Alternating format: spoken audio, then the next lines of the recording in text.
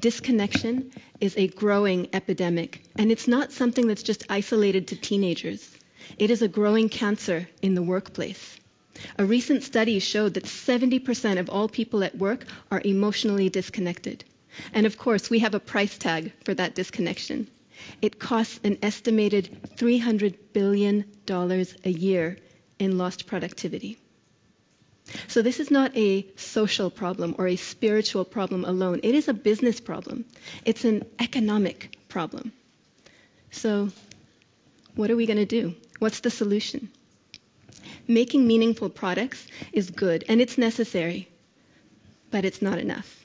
There was another recent study that showed the majority of people worldwide would not care if the majority of our brands disappeared overnight. Our sense of purpose doesn't lie in our commodities.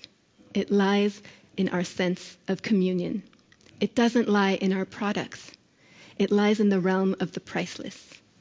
So what happens when we as leaders and thinkers bring those priceless gifts back into circulation?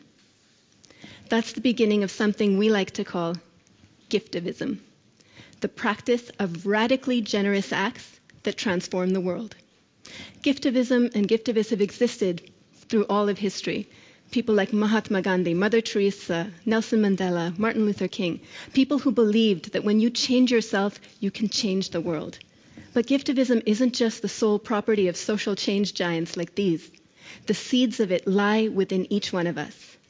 But to tap into that, we need to do something that these guys did. We have to upturn one of the fundamental assumptions of economics. The assumption of economics, the base of it all, is that all people act to maximize self-interest. The belief that people are inherently selfish. Giftivism turns that idea on its head. And it asks the question, what practices, what systems, what designs emerge if we assume that people want to be selfless? It's a really powerful question to ask.